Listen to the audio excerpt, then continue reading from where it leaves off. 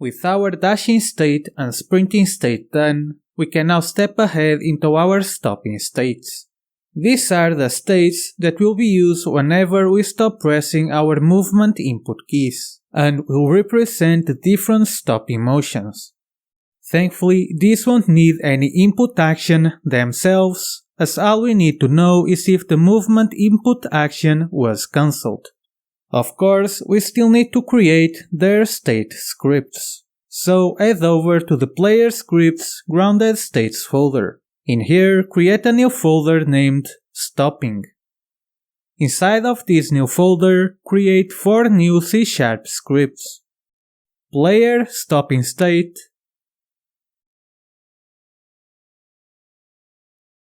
Player Light Stopping State, Player Medium Stopping State,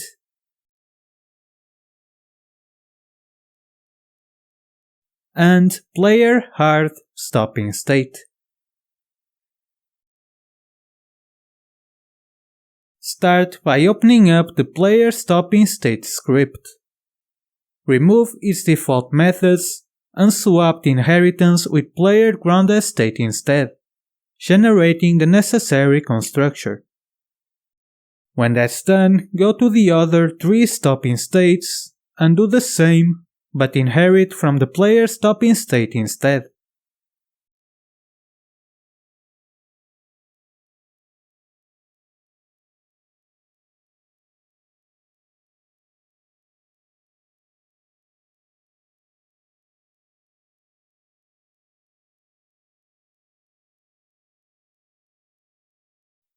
Then, open up the Player Movement State Machine script and cache the 3 new stopping states. Light Stopping State,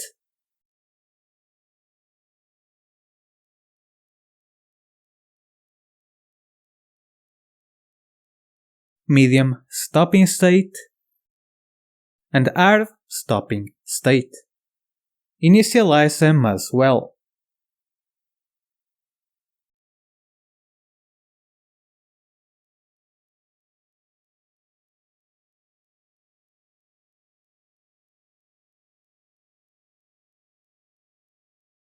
Add back to the Player Stopping State script when you are done. The way stopping works in Genshin is by slowly coming to an halt and not by instantaneously stopping. In other words, the player starts decelerating the moment we stop pressing a movement key, or at the end of the dashing state animation if we didn't press the movement key in the first place. Now all that changes between the stopping state's logic is at what force the player will decelerate. Because of that, we can add the deceleration logic in our player stopping state script and individually set the force in each state.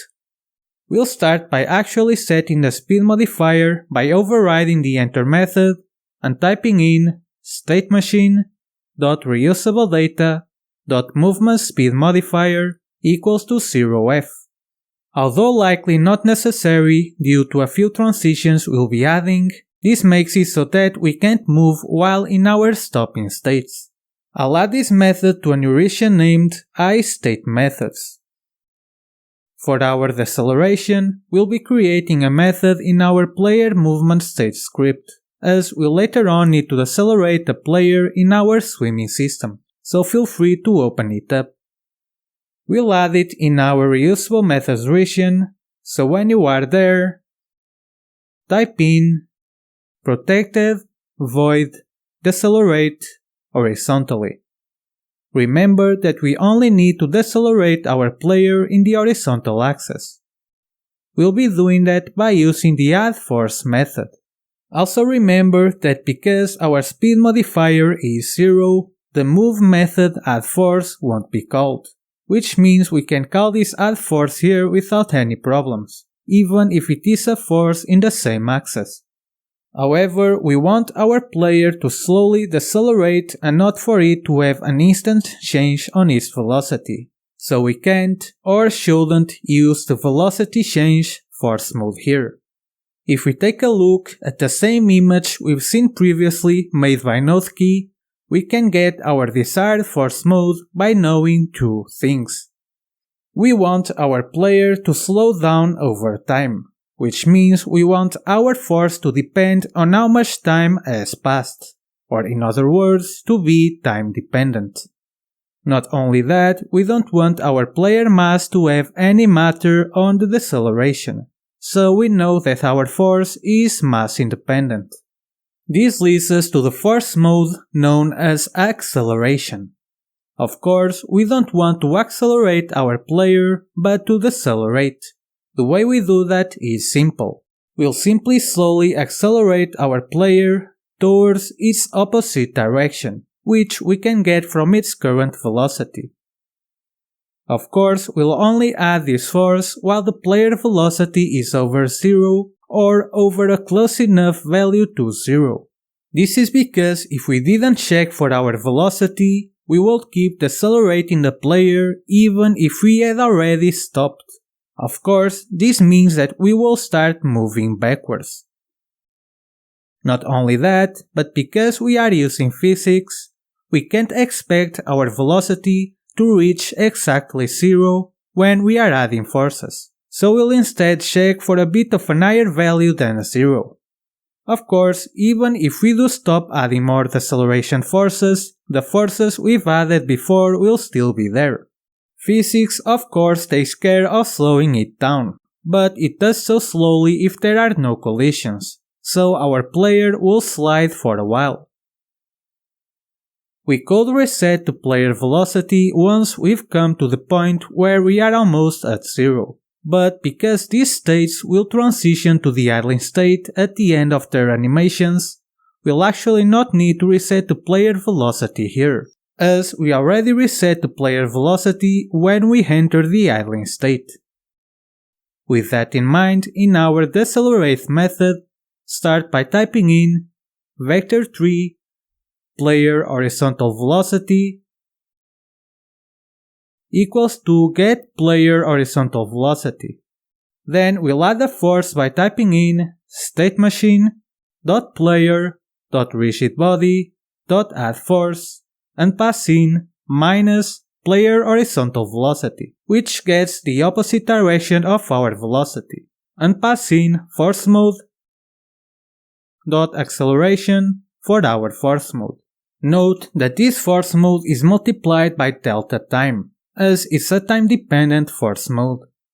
Of course, we want to set how fast we want to decelerate our player, so we'll need to multiply our horizontal velocity with some other value that we'll set in each state individually. To do that, start by opening up the player state reusable data script. In here, duplicate the last speed modifier property and rename it to movement deceleration force.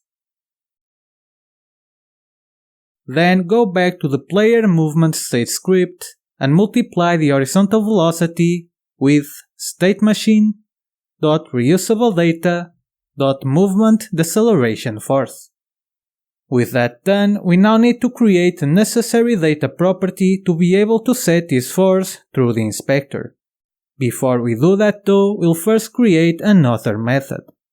This method will simply tell us if the player is moving horizontally, because again we'll only decelerate our player if it isn't moving. So under our decelerate horizontally method, type in protected bool is moving horizontally, and pass in float minimum magnitude defaulted to 0.1f as a parameter. The parameter is required because we'll know if the player is moving by checking the magnitude of its horizontal velocity. The magnitude of a vector is simply the distance between the vector origin and the vector point. In this case, it will be the distance between the origin and our velocity. If the distance is 0 or close to 0, then it means we aren't moving or are almost completely stopping. This is mostly so that we don't check if the x or the z is over 0, and can instead check one variable only. So type in vector3 player horizontal velocity equals to get player horizontal velocity. However, this velocity comes with an y value. Even when this y is 0, it changes our magnitude results. This is because we are checking for a point, so 0 is part of its coordinate. To fix it, create a new vector2 named player horizontal movement and set it to be equal to new vector2 player horizontal velocity.x and player horizontal velocity.z. Then return player horizontal movement dot magnitude is greater than minimum magnitude. These are all the methods we'll need, so now go back to the player stopping state script. In here, we'll do both the isMoving check and the deceleration in the physics update method, so override it in the iState method's region. Then start by checking if not is moving. In case this is true, meaning that we aren't moving, we can return. Otherwise, we can call in our decelerate horizontally method. This takes care of decelerating our player. However, we still aren't setting the force we want to decelerate with. To do that, let's head back into Unity and go to the player grounded states data folder. In here, create a new folder named stopping. Inside, create a new C# script named player stop data. Open it up and remove the default methods and inheritance. We'll make it a serializable class. We'll be creating 3 forces, one for each stopping state. So start by typing in field serialize field range from 0f to 15f, public float, light deceleration force, and give it a private set. Then duplicate this line twice and swap light with medium and then with hard. I'll default the light force to 5f, the medium force to 6.5f, and the hard force to 5f as well. When that's done, open up the player grounded data script. In here, add a new property by typing in field serialize field public player stop data with a private set. That's all the data we'll need, so let's now set the deceleration force property to its corresponding values. Start by opening up the light stopping state. Here override the enter method and set the state machine .reusable data .movement deceleration force to be movement data .stop data .light deceleration force. I'll add this method into a new region named iStateMethods. When that's done, copy this whole region and open up the player medium stopping state script. In here, paste the region and swap the light force with the medium deceleration force. Then do the same in the player hard stopping state script.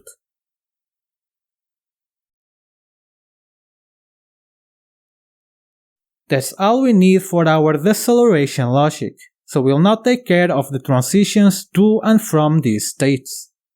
We'll start with our transitions to these states by taking a look at our movement system states. As we've seen before, we had multiple states that transition to a stopping state, but that we have decided to transition to the idle state instead while we didn't have them. Those states are walking, running, sprinting, and dashing.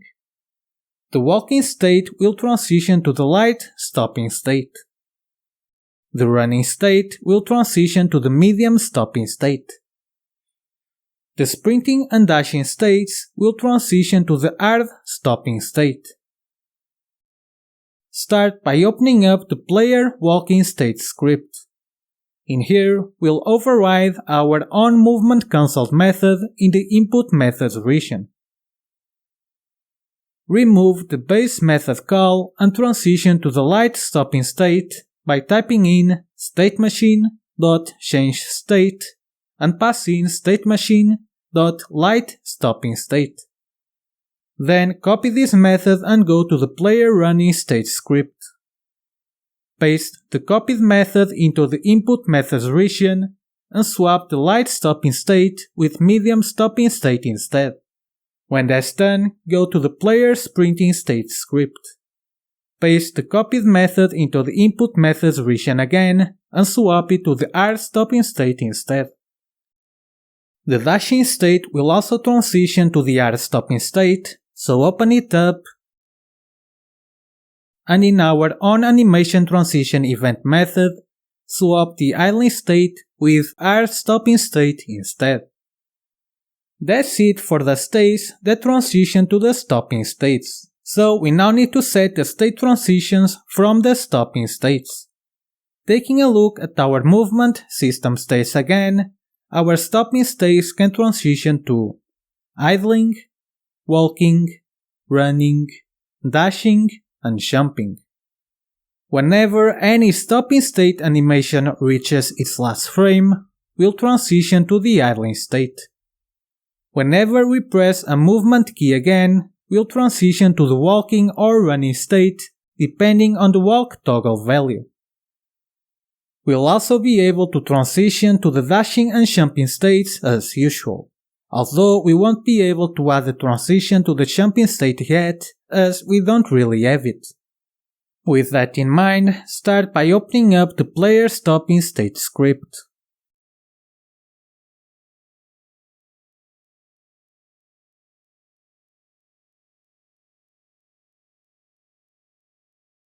In here, in the iState methods region, we'll override the onAnimationTransition event method.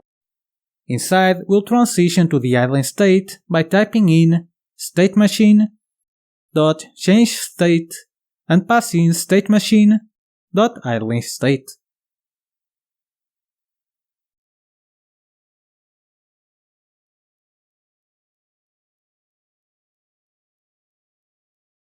This method override makes our onMovementCancelled method useless, and although it should never be called because not only will we only enter a stopping state when we have already stopped input, but also add transitions to the moving states, let's override it and leave it empty. I'll also add it to a new region named Input Methods.